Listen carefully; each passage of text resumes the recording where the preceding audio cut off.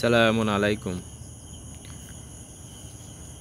আলহামদুলিল্লাহি রব্বিল আলামিন। সম্মানিত শ্রোতা, আজকে আমরা সলাত আর আমাদের প্রচলিত নামাজ, তার মধ্যে কিছু পার্থক্য আলোচনা করব। আমাদের সমাজে যে প্রচলিত নামাজ পড়ানো হয় বা আমরা প্রচলিত নামাজ যেটা পড়ি, এটা কি কোরআন ভিত্তিক? এটা কি কোরআনের সলাত? এই বিষয়ে আমরা কোরআনে কিছু আয়াত দেখব। আমরা কোরআনের আয়াত মোতাবেক যাচাই করব যে আমাদের সলাত কি কোরআনের সাথে মিলে নাকি মিলে না।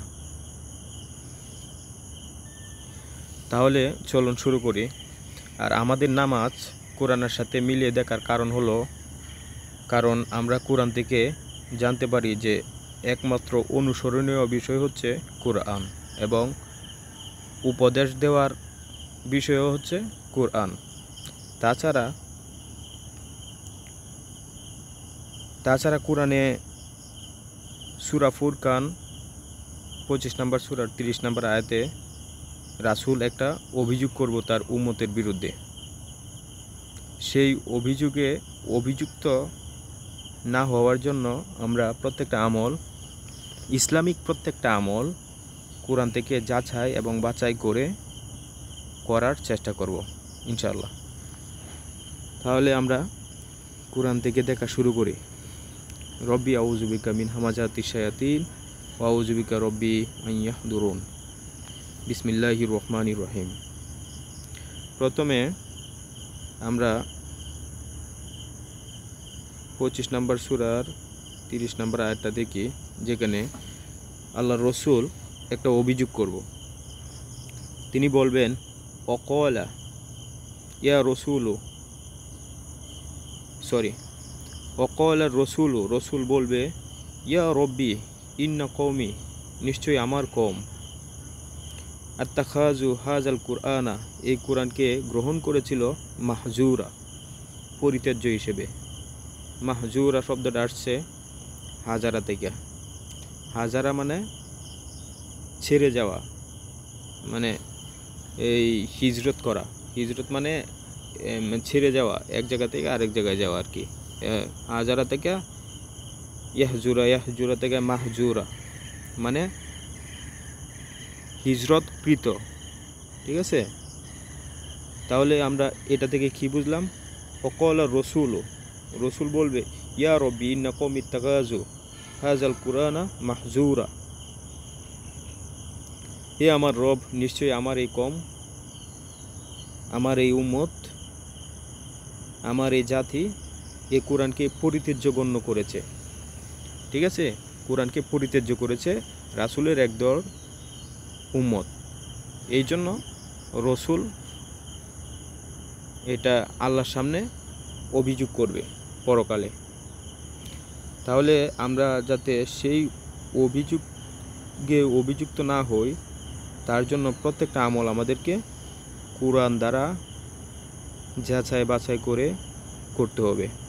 তাহলে এখন চলেন আমরা দেখি যে আমাদের প্রচলিত নামাজ কোরআন বিরুদ্ধ নাকি কোরআন সমর্থিত। যদি আমার কর্ম, আমার আমল, আমার একজন মুসলিমের প্রত্যেকটা আমল যদি কোরআন থেকে সমর্থিত হয়, তাহলে কিন্তু সে কোরআন পরিত্যাজ্যকারী না। আর যদি তার কর্ম আমল কোরআন থেকে সমর্থিত না হয়, তাহলে সেই কিন্তু কোরআন পরিত্যাজ্যকারী। তাহলে এখন আমরা চলুন দেখি যে আমাদের প্রচলিত নামাজ কি কোরআন সমর্থিত নাকি।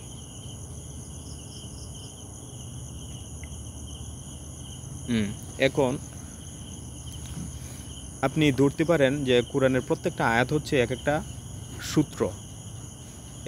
প্রত্যেকটা আয়াত, প্রতিটি আয়াত হচ্ছে প্রতিটি কর্মের এক একটা সূত্র। ইসলামিক প্রতিটি কর্মের এক একটা সূত্র। যেমন আমরা যখন স্কুলে অঙ্ক করতাম, তখন পাটিগণিত, বীজগণিত বা জ্যামিতির প্রত্যেকটা বিষয়ের এক একটা করে সূত্র থাকতো। সেই সূত্র মোতাবেক আমাদের গণিতের সমাধান করতে হয়। যদি সূত্র মোতাবেক আমরা গণিতের সমাধান না করি, আমাদের মন ইচ্ছা মতো যদি সমাধান করি, তাহলে কিন্তু সেই অঙ্ক হবে না। তাহলে আমাদের জীবনকর্ম, ইসলামিক আইন, ইসলামিক জীবন, ইসলামিক বিধান কিভাবে পরিচালনা করব, সেই আইন আমাদেরকে লিপিবদ্ধ করে রব্বুল আলামিন আমাদের কাছে প্রেরণ করেছেন এবং সেই আইনের বিধান বিভিন্ন সময় বিভিন্ন রসুলদের উপর আল্লাহ উনজিলা নাজিল করেছেন, ওহী করেছেন। এখন আমাদের হাতে আছে আল্লাহর নাজিলকৃত কিতাব আল কুরআন, এবং আল কুরআনকেই আমাদেরকে মানতে বলা হয়েছে, অনুসরণ করতে বলা হয়েছে, এই কিতাব দ্বারা উপদেশ দিতে বলা হয়েছে। এই কিতাবই একমাত্র অনুসরণীয় এবং বরণীয়। তাহলে চলুন আমরা কয়েকটা সলাতের, কুরআনিক সলাতের সূত্র আমরা দেখি কুরআন থেকে। এখন আমরা 2 নম্বর সূরার 45 নম্বর আয়াতটা দেখি। সেখানে আল্লাহ কি বলছেন? বলছেন ওয়াস্তাঈনু বিসসবরি ওয়াসসালাহ। তাইলে সলাতের কয়েকটা সূত্র আমরা দেখতেছি। সলাতের 1 নম্বর সূত্র ধরেন যে ওয়াস্তাঈনু বিসসবরি ওয়াসসালাহ, যে আল্লাহ এখানে আদেশ করছে ওয়াস্তাঈনু, তোমরা চাও, বিসসবরি সালাতের মাধ্যমে, বিসসবরি সবুরের মাধ্যমে, ও সলাতে। তাহলে সলাতটার একটা কারণ পেলাম যে সলাতের মাধ্যমে রবের কাছে চাওয়া, বা চাওয়াটা মাধ্যম হচ্ছে সলাত, সলাতটা হবে রবের মাধ্যমে চাওয়ার একটা মাধ্যম। এখন আমরা একই কথা কিন্তু আমরা 2 নম্বর সূরার 153 নম্বর আয়াতেও দেখতে পাই। যেমন ইয়া আইয়ুহাল্লাযিনা আমানু উস্তাঈনু বিসসবরি ওয়াসসালাতি, এই ঈমানদারেরা ধৈর্য ও সলাতের মাধ্যমে সাহায্য চাও। ইন্নাল্লাহা মা'আস সাবিরিন, নিশ্চয়ই আল্লাহ ধৈর্যশীলদের সাথে আছেন। আচ্ছা, তারপরে আমরা 2 নম্বর সূত্র আরেকটা দেখি কোরআন থেকে, সূরা তোহা সূরা নাম্বার 20 আয়াত নাম্বার 14। সেখানে কি বলা হয়েছে?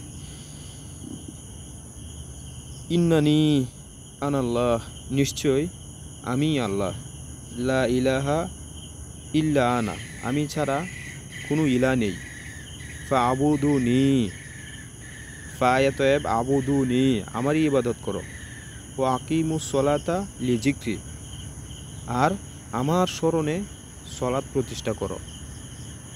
ও আকিমুস সলাতা লিজিক্রি, আমার স্মরণে সলাত প্রতিষ্ঠা করো। তাহলে এখানে আরেকটা সলাতের আমরা সূত্র পাই, তা হচ্ছে যে সলাতটা হবে শুধুমাত্র আল্লাহর স্মরণে, সলাতটা হবে শুধুমাত্র আল্লাহর স্মরণে, অন্য কারো স্মরণে হবে না। তারপরে আরেকটা সূত্র আমরা দেখি সূরা জিন সূরা নাম্বার 72 আয়াত নাম্বার 18। সেখানে বলা হয়েছে ও আন্নাল মাসজিদা লিল্লাহি, আর নিশ্চয়ই মসজিদগুলো আল্লাহর জন্যে। তারপর আল্লাহ বললেন ফালা তাদউ, এটা নাহিস থেকে আল্লাহ নিষেধ করলেন যে ফালা তাদউ, তোমরা ডেকো না, মা আল্লাহি আহাদা, আল্লাহর সাথে অন্য কাউকে। তাইলে আমরা সলাতের 3 নম্বর সূত্র আরেকটা পাই, বা সলাতের আরেকটা সূত্র পাই যে মসজিদগুলো আল্লাহর, সেখানে আল্লাহকে ছাড়া অন্য কাউকে ডাকা যাবে না। মসজিদগুলো হচ্ছে আল্লাহর, আল্লাহকে ছাড়া অন্য কাউকে ডাকা যাবে না। আচ্ছা, তারপর আরেকটা সলাতের সূত্র আমরা দেখি, যেমন সূরা আল ইসরা বা বনি ইসরাইল 17 নম্বর সূরার 110 নম্বর আয়াত। সেখানে কি বলা হচ্ছে?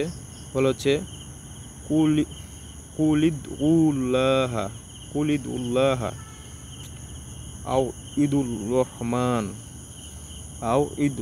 রহমান, কইছে কুল, তোমরা বলো, উদু আল্লাহা, আল্লাহ বলো, আও ঈদ উর রহমান, বা রহমান বলো।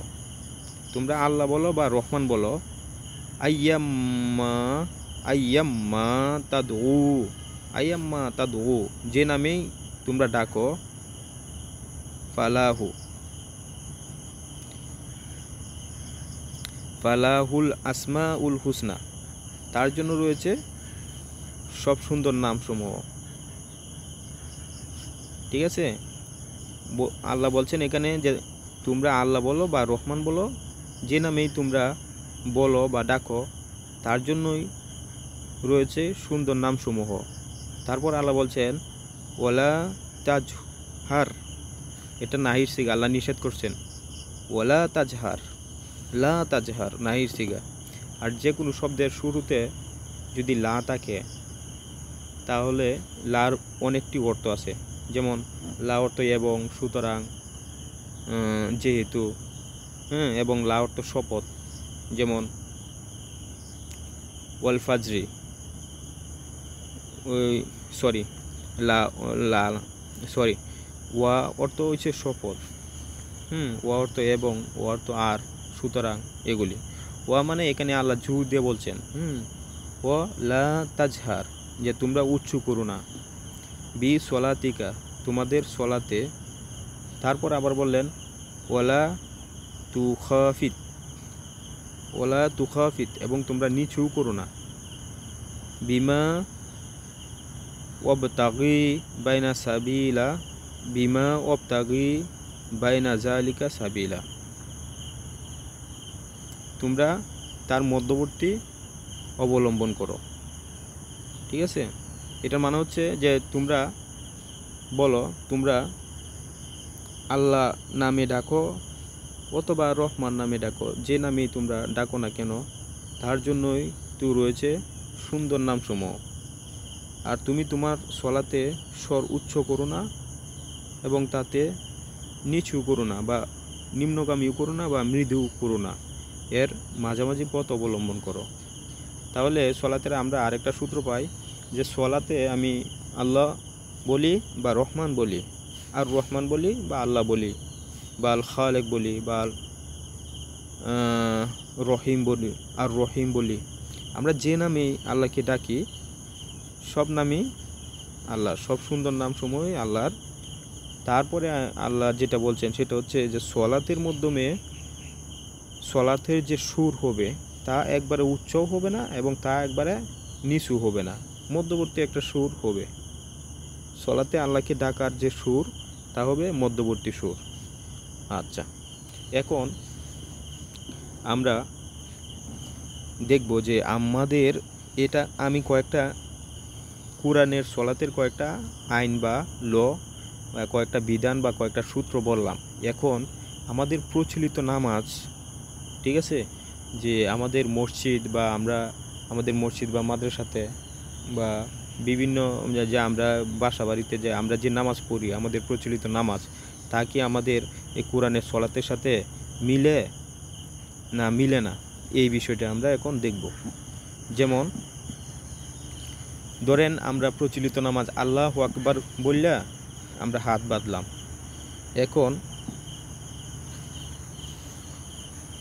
এখন আমি সলাতে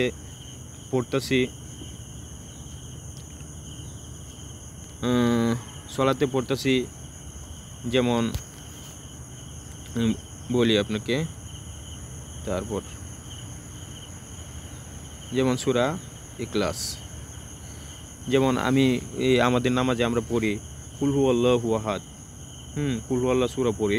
এখন আমরা নামাজে পড়তেছি কুল হুয়াল্লাহু আহাদ, তার মানে কি যে আমি আল্লাহর স্মরণে দাঁড়াইছি, আল্লাহর সামনে দাঁড়াইছি বা আল্লাহর স্মরণে দাঁড়াইছি, আমার স্মরণ হবে একমাত্র আল্লাহর। আকিমুস সলাতা লিজিক্রি, আমি আল্লাহর স্মরণে সলাৎ করব এবং সলাৎটা হবে আল্লাহর কাছে একটা চাওয়ার মাধ্যম, অস্তাইনু বিসবরি সলা, আর আল্লাহকে ছাড়া অন্য কাউকে ডাকা যাবে না। তারপর আমার সলাতের স্বর হবে মিডিয়াম। এখন আমি বলতেছি কুল হুয়াল্লাহু আহাদ, এটার অর্থ হচ্ছে যে আপনি বলেন যে আল্লাহু আহাদ, আল্লাহ হচ্ছে এক। এখন আমি যে নামাজে আল্লাহর সামনে যায় দাঁড়ায় বললাম কুল, যে আপনি বলেন, আমি কাকে অর্ডার করলাম, কাকে নির্দেশ দিলাম। কুল একটা আমরের সিগা, এটা একটা নির্দেশ। এবং যেমন আমি কোরআন তেলাওয়াতের শুরুতে বলছি রব্বি আউযুবিকা মিন হামাজাতিশ শায়াতিন, কিন্তু এখানে কিন্তু দেখেন আপনি বিষয়টা 23 নম্বর সূরার 97 নম্বর আয়াত, এখানে কিন্তু আছে ওয়াকুল। ওয়াকুল, ওয়া মানে আর আর বলো, আর আপনি বলেন। এটা রাসূলকে আল্লাহ বলছেন যে আপনি বলেন। কি বলতে বলছে? আল্লাহ তা শিখাই দিছে যে রব্বি আউযুবিকা মিন হামাজাতিশ শায়াতিন, যে হে আমার রব, আমি শয়তানের প্ররোচনা থেকে আপনার কাছে পানা চাই বা আশ্রয় চাই। এখন আমি যদি সলাতে যায়া, সলাতের মধ্যে যায় যদি আমি বলি কুল আউযু বিরব্বিন নাস, যে আপনি বলুন আমি নাসের রবের কাছে সাহায্য চাচ্ছি, কুল আউযু বিরব্বিন নাস মালিকিন নাস। বা আমি নামাজে দাঁড়ায় আমি পড়লাম ইন্না আতয়না কাল কাউসার, নিশ্চয়ই আমি আপনাকে কাউসার দিয়েছি। এখন আমি আল্লাহর সামনে দাঁড়াইছি, আমি আল্লাহরে কাউসার দিছি। আমি তো নামাজে দাঁড়াইছি, এখন মনে করেন আমি বলবো যে রব্বিক ফিরলি বা রব্বানা আতিনা ফিদ দুনিয়া হাসানাতা ওয়া ফিল আখিরাতি হাসানাতা ওয়া কিনা আযাবান্নার, রব্বানা আজিনা মিনান নার। ঠিক আছে, আমি এগুলি বলবো যে হে আমার রব, জাহান্নামের আগুন থেকে আমাকে রক্ষা করো, বা রব্বিক ফিরলে আমাকে ক্ষমা করো, বা আমার পিতামাতাকে ক্ষমা করো। বা আমি বলবো যে আসলাম তুলি রব্বিল আলামিন, বা আলহামদুলিল্লাহ রব্বিল আলামিন, যে সমস্ত প্রশংসা রব্বুল আলামিনের। ঠিক আছে, আমি আল্লাহর প্রশংসা করব, বা আমি আমার চাওয়ার বিষয়গুলি আমি চাবো, কিন্তু আমি তো আল্লাহকে নামাজের মাধ্যমে আমি আল্লাহকে অর্ডার করতে পারি না। তারপরে আরও দেখেন, যেমন আপনি নামাজে দাঁড়াইলেন, ওই সূত্রগুলো মনে রাখেন। যেমন আকিমুস সলাতা লিযিকরি, সলাটটা আল্লাহর জন্য, ওয়াস্তাইনু বিস-সবরি ওয়াস-সালাহ, সলাতের মাধ্যমে আল্লাহর কাছে চাওয়া, এবং ফালা তাদউ মা আল্লাহি আহাদা, যে আল্লাহর সাথে অন্য কাউকে ডাকা যাবে না। তারপর আন্নাল মসজিদা লিল্লাহি ফালা তাদউ মা আল্লাহি আহাদা, যে মসজিদগুলো আল্লাহর, আল্লাহকে ছাড়া অন্য কাউকে ডাকা যাবে না। ঠিক আছে, এখন মনে করেন আপনি পড়তেছেন, নামাজে দাঁড়ালেন, ইমাম সাহেব পড়তেছে আলাম তারা কাইফা ফাআলা রাব্বুকা বিআসহাবিল ফিল। এটার অর্থ হচ্ছে আপনি কি দেখেননি আপনার রব হাতিওয়ালাদের সাথে কি করেছিলেন। এখন আমি নামাজে দাঁড়াইছি আল্লাহর স্মরণে, আল্লাহরে আমি বলতেছি যে আল্লাহ তুমি কি দেখো না এই যে হাতিওয়ালা, এই তোমার রব হাতিওয়ালা বাহিনীদের সাথে কি করছিল। আমি আল্লাহরে এটা বলার কি? আল্লাহ কি এগুলি দেখেন না? আল্লাহ কি আল্লাহর কোরআন জানে না? আমি আল্লাহরে আল্লাহর কোরআন পড়ে শোনাইতেছি। ঠিক আছে, এটার কোনো মানে হইল? আচ্ছা, তারপরে আমি নামাজে পড়তেছি যে ফেরাউনের আয়াত পড়তেছি। ঠিক আছে, যে ফেরাউন বা ইব্রাহিম, যে কোরআনে যেসব নাম আছে সমস্ত কোরআনই তারাও কিন্তু পড়ে। এখন ফেরাউন নামাজটা তো আকিমুস সলাতা লিযিকরি, শুধুমাত্র আল্লাহর স্মরণ হইব, তাহলে এখানে ফেরাউন কোথা থেকে আসলো? বা আমি বলতে আমি পড়তেছি যে তাব্বাত ইয়াদা আবি লাহাবি ওয়া তাব, তাব্বাত ইয়াদা আবি লাহাবি ওয়া তাব, যে আবুল লাহাব, এবং আমি আবুল লাহাব নামাজে পড়লাম। এখন নামাজে আবুল লাহাবরে কেন আমি স্মরণ করলাম? আল্লাহ কি আমারে সেই আইন দিছে যে নামাজে আবুল লাহাব বা ফেরাউন বা মুসা বা ঈসা তাদেরকে স্মরণ করা যাবে? সেই আইন কি আল্লাহ দিছে আমাকে? নামাজের সূত্র মোতাবেক কি সেই আইন আছে যে নামাজে স্মরণ করা যাবে তাদেরকে? তারপর আপনি নামাজে, আমাদের প্রচলিত নামাজে আমরা যেমন এই দুরূদ শরীফ পড়ি। ঠিক আছে, যে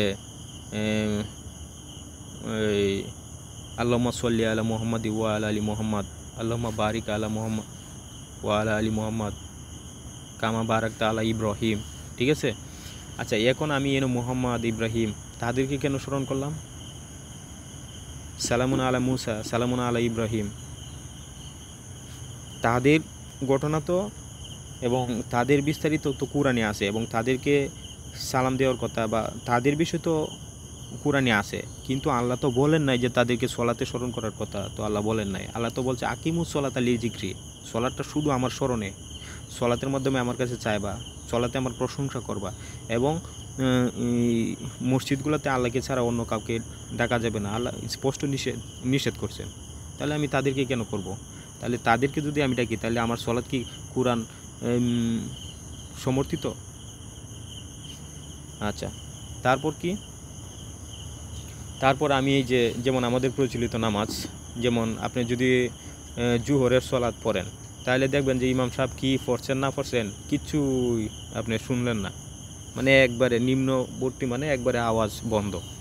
আবার মাগরিবে যদি যান, এর সাথে যান, ফজরে যান, শোন দেখবেন করে একদম উচ্চ স্বরে পড়তেছে।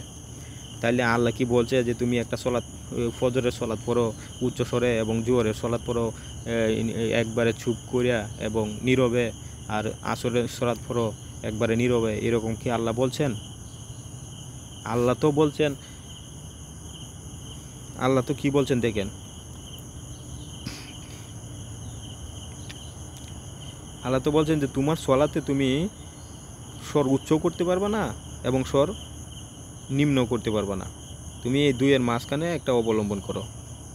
ঠিক আছে, আল্লাহ নিষেধ করছেন এখানে।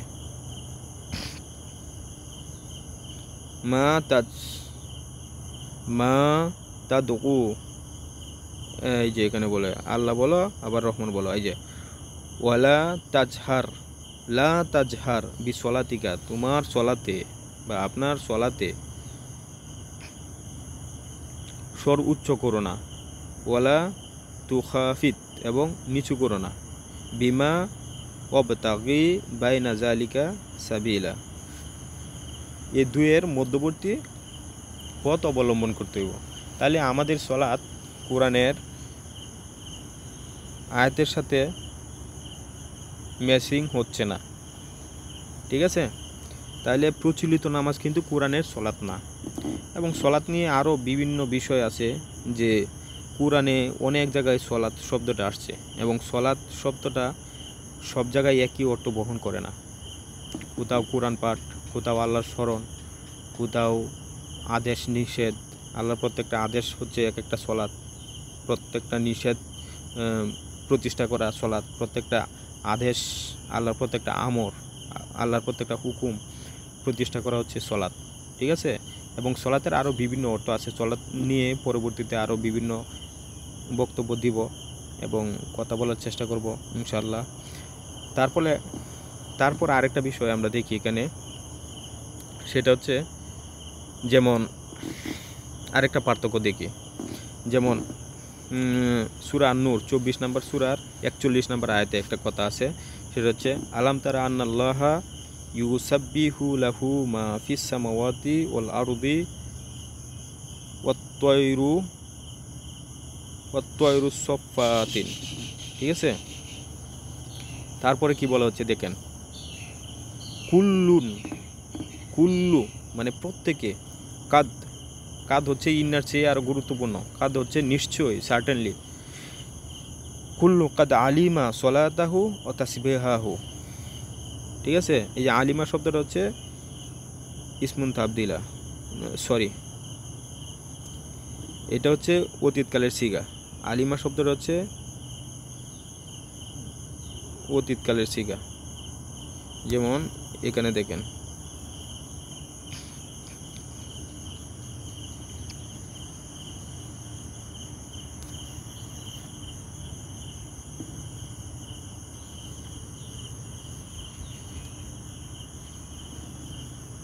যেমন আলিমা, ইয়া আলাম,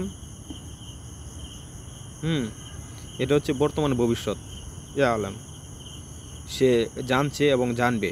আলিমা, সে জেনে গেছে, এটা হচ্ছে অতীতকালের ফর্ম। আরবিতে কাল হচ্ছে দুইটা, একটা হচ্ছে মাদি আর একটা হচ্ছে মুদারে। ঠিক আছে, এখন আলিমা এটা হচ্ছে অতীতকাল, আর এটা যদি বর্তমান ভবিষ্যৎকাল হতো তাহলে ইয়া আলাম হইতো। ঠিক আছে, কুল্লু কাদ আলিমা সলাতাহু ও তাসবিহাহু, এখানে কুল্লু কাদ আলিমা সলাতাহু ও তাসবিহাহু। ঠিক আছে, প্রত্যেকে, যেমন আমি মার্ক করে আপনাদের দেখাচ্ছি, এই যে কুল্লু, কুল্লু, তারপর খাদ, এই যে আলিমা, জেনে নিয়েছে, ঠিক আছে, সলাতাহু, তার সলাত, ও তাসবিহাহু, এবং তার তাসবিহ, ঠিক আছে। তাহলে এখানে কথাটা দেখেন, এই যে ইস্তেকা কুল্লু কাদ আলিমা সলাতাহু ও তাসবিহাহু, এই পর্যন্ত। হ্যাঁ, কুল্লু কাদ আলিমা সলাতাহু ও তাসবিহাহু, মানে প্রত্যেকেই তার সলাত এবং তাসবিহ জেনে গেছে, ঠিক আছে। এটা আল্লাহ বলছেন।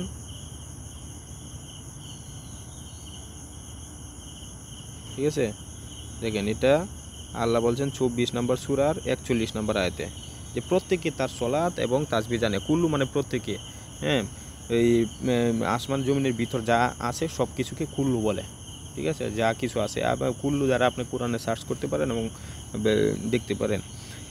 এখন কথা হচ্ছে যে আল্লাহ বলছে যে আল্লাহর যে সলাত তা কিন্তু পৃথিবীর সবাই জানে, ঠিক আছে, হিন্দু, বৌদ্ধ, খ্রিস্টান, যে বিবেকবান মানুষ পাগল না, ঠিক আছে, তার সবাই প্রত্যেকে আল্লাহর সলাত জানে। কিন্তু এখন দেখেন আমাদের নামাজটা কি সবাই জানে? আমরা যে মসজিদে নামাজটা পড়ি, এই নামাজটা কি সবাই জানে? একজন হিন্দুরে জিগান যে ফজরে কত রাকাত ফরজ, কত রাকাত সুন্নত, এবং ফরজে তাসবিহ কী করতে হয়, হ্যাঁ, কোন তাসবিহ কোথায় কীভাবে করতে হয়, এবং সুন্নতে কি করতে হয়, এবং সলাতের তাসবিহ বলেন, সে কিন্তু বলতে পারবে না। অনেক মুসলমানই কিন্তু এগুলি জানে না। জোহরে কত রাকাত ফরজ, কত রাকাত সুন্নত, এবং তাসবিহ, সলাতের তাসবিহ, এগুলি জানে না। কিন্তু এখন কথা হচ্ছে যে আল্লাহ বলছে কুল্লু কাদ আলিমা সলাতাহু ওয়া তাসবিহাহু, প্রত্যেকেই তার সলাত ও তাসবিহ জানে। এখন আল্লাহ বলছে আল্লাহর সলাত ও তাসবিহ জানে, এবং আমাদের নামাজে যেমন মনে করেন আমরা সেজদাতে যাই বলি সুবহানা রব্বিয়াল আলা, সুবহানা রব্বিয়াল আজিম, হ্যাঁ, যেমন রুকুতে বলি সুবহানা রব্বিয়াল আলা, সুবহানা রব্বিয়াল আজিম, ঠিক আছে। এখন রুকু এবং সিজদার তাসবিহ যে আমরা পড়ি সুবহানা রব্বিয়াল আলা, সুবহানা রব্বিয়াল আজিম, এগুলিরে আমরা তাসবিহ বলি, ঠিক আছে। কিন্তু আল্লাহ এখানে বলছেন যে সলাত এবং সলাতের তাসবিহ সহ জানে, ঠিক আছে। কিন্তু আমরা আমাদের সলাত এবং আমাদের নামাজ এবং আমাদের নামাজের তাসবিহ কিন্তু অনেক মুসলমানই জানে না, এবং অনেক হিন্দু, খ্রিস্টান, বৌদ্ধ তো জানেই না। তাহলে কি আল্লাহ মিথ্যা কথা বলছেন? মাআজাল্লাহ, আল্লাহ কি মিথ্যা কথা বলছেন? তাহলে আল্লাহর এই আয়াত তো ভুল। আমাদের সলাত, আমাদের নামাজ যদি ঠিক হয়, আমাদের প্রচলিত নামাজ যদি ঠিক ধরেন, তাহলে কিন্তু আল্লাহর এই আয়াত ভুল। আর এই আল্লাহর আয়াত যদি আপনি ঠিক মানেন, আপনারা এই আল্লাহর এই আয়াত যদি আপনি বিশ্বাস করেন এবং ঠিক মানেন, তাহলে আমাদের প্রচলিত নামাজ ভুল, ঠিক আছে। দুইটা একই সাথে ঠিক কখনোই হইতে পারে না। তাহলে আল্লাহর এই কথার মানে কি? সলাত নিয়ে আমরা আরও বিস্তারিত পরে বলবো যে সলাতের বিভিন্ন অর্থ আছে, ঠিক আছে। এবং যেমন আল্লাহর প্রত্যেকটা হুকুমই হচ্ছে অত্যাবশ্যকীয়, এবং আল্লাহর প্রত্যেকটা নিষেধ হচ্ছে অত্যাবশ্যকীয়। আল্লাহর প্রত্যেকটা আমরই আমাদের ফরজ, আমাদের মানতে হবে, ঠিক আছে। আল্লাহ যে কারণে নিষেধ বলছে সেটা আমাদের, তা থেকে আমাদের বিরত থাকতে হবে। এখন যেমন আল্লাহ বলছে সত্য বলো, চুরি করো না, ওজনে কম দিও না, এগুলি তো আমাদের প্রচেষ্টা করতে হবে, মানতে হবে। এখন আল্লাহ বলছে ওয়াস্তাইনু বিস-সবরি ওয়াস-সালাহ, যে সলাতের মাধ্যমে আল্লাহর কাছে চাও, যে আল্লাহর কাছে চাও, যে আল্লাহ যে আমাদেরকে নির্দেশ দিচ্ছে যে আমার কাছে চাও। এখন এই চাওয়াটাও কিন্তু আমাদের চাইতে হইব, এটাও আল্লাহর নির্দেশ। এখন যদি আমি না চাই, তাহলে আল্লাহর এই নির্দেশ পালন হইল না, ঠিক আছে। এই জন্য চাওয়াটা কিভাবে আমরা চাবো এবং প্রার্থনা, এই যে চাওয়া, আল্লাহর কাছে প্রার্থনা করা, এটা একটা আল্লাহর বিধান, আল্লাহর একটা হুকুম। আল্লাহর সব হুকুমের মধ্যে এটা একটা হুকুম। এই জন্য এই একটা সলাত আছে প্রার্থনা, ঠিক আছে। ওয়াস্তাইনু বিস-সবরি ওয়াস-সালাহ, যে সলাত, এই প্রার্থনার সলাত, ঠিক আছে। এখন সেই প্রার্থনার সলাত কিভাবে কোরআন দ্বারা করতে হয় তা নিয়ে কথা বললে অনেক সময়ের দরকার, এবং পরবর্তীতে আমরা হয়তো খণ্ডভাবে কথা বলবো, ঠিক আছে। কিন্তু এখন কথা হচ্ছে যে আমরা যে নামাজটা পড়ি, এই নামাজটি কি আল্লাহর সেই ছাওয়ার প্রার্থনা, কোরআনের সেই ছাওয়ার প্রার্থনা? কোরআনের সাথে তো ম্যাচিং হয় না, কোরআন তো এটা অনুমোদন দেয় না, কোরআনের সূত্রের সাথে তা মিলে না, এই জন্য সেটা না। আর এখানে যে বলা হয়েছে কুল্লু কাদ আলিমা সলাতাহু ওয়া তাসবিহাহু, এটা কি? এটা মানে হচ্ছে, যেমন মনে করেন, আমি একটা উদাহরণ দিই, যেমন মনে করেন যারা বিবেকবান মানুষ, ঠিক আছে, যে পড়ালেখা এবং কোনো ধরনের কোনো নলেজ নাই, কিন্তু সে বিবেকবান, তাহলে সে যদি একটা সিনেমা বা একটা নাটক বা একটা মুভি যদি সে দেখে, তাহলে সে কিন্তু বলতে পারবে যে কোনটা নায়ক, সিনেমাতে কোনটা নায়ক কোনটা ভিলেন, কোন কাজটা ভালো এবং কোন কাজটা খারাপ, কোনটা পাপ এবং কোনটা অপরাধ, ঠিক আছে, সে বলতে পারবে। তাহলে এখন এই যে ন্যায় অন্যায়, পাপ পুণ্য, ভালো খারাপ, এগুলি কিন্তু সবাই জানে, ঠিক আছে। একজন খ্রিস্টানরে বলেন ভাই চুরি করা কি, সে বলবো এটা তো অপরাধ, এটা ভালো না। একজন হিন্দুরে বলেন যে এই মানুষকে ঠকানো, প্রতারণা করা, এগুলি কি, সে বলবো এগুলি তো ভালো না। যে কোনো মানুষকে বলেন যে ভাই মিথ্যা কথা কি ভালো, সে বলবো না এটা তো পাপ বা অপরাধ, ঠিক আছে, এটা তো ভালো না, এটা অন্যায়, মানুষ ঠকানো এগুলি অন্যায়। তাহলে সে এই যে কোনটা পাপ, কোনটা পুণ্য, কোনটা অপরাধ, ঠিক আছে, কোনটা ন্যায় কোনটা অন্যায়, এই জিনিসটা কিন্তু সে জানে। এই জন্য আল্লাহ বলছে আকিমুস সলাহ, যে সলাতটা প্রতিষ্ঠা করো, এটা সবাই জানে যে তুমি ন্যায়টা প্রতিষ্ঠা করো, ঠিক আছে। এখন আল্লাহ বলছে যে ওজনে সঠিকভাবে ওজন করো, ওজনে কম দিও না, হ্যাঁ, সত্য কথা বলো, মিথ্যা বলো না, এরকম চুরি করো না। এখন আমি চুরি করলাম না, ওজন সঠিকভাবে করলাম, মিথ্যা ছেড়ে দিলাম, সত্য প্রতিষ্ঠা করলাম, তাইলে তো আল্লাহর প্রত্যেকটা হুকুম আমি পালন করলাম, সলাৎ প্রতিষ্ঠা হয়ে গেল, ঠিক আছে। এই জন্যই আল্লাহ বলছেন প্রত্যেকে তার সলাৎ জানে, কিন্তু আমাদের যে নামাজ, এই নামাজকে কিন্তু আল্লাহ ইন্ডিকেট করেন নাই। আমাদের নামাজ হচ্ছে মানুষের তৈরি নামাজ, এই জন্য কোরআনের সাথে তা মিলে না, ঠিক আছে। আচ্ছা, আজকে এই পর্যন্তই, পরে বিস্তারিত আমরা আরও বলবো। আর আপনাদের কোনো প্রশ্ন থাকলে অবশ্যই প্রশ্ন করতে পারেন।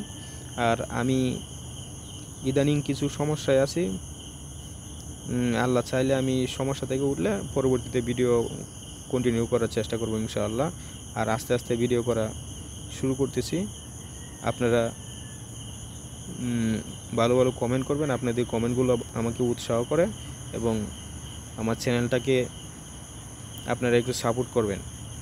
আপনাদের সাহায্য সহযোগিতায় যাতে আমার চ্যানেলটা একটু দাঁড়াতে পারে, আর যাতে আপনাদের সাহায্য সহযোগিতায় এবং আপনাদের সাথে যোগাযোগ রক্ষা করে যাতে আমি চলতে পারি। কারণ বর্তমান প্রেক্ষাপটে কোরআন নিয়ে কথা বলা খুবই স্পর্শকাতর বিষয়, ঠিক আছে। ধর্ম বিষয়টা এমনিতেই স্পর্শকাতর, আর কোরআন, সত্যিকারের কোরআন বলা তো আরও ক্রিটিক্যাল, ঠিক আছে। আচ্ছা, ধন্যবাদ, সবাই ভালো থাকবেন, সুস্থ থাকবেন, সালামুন আলাইকুম।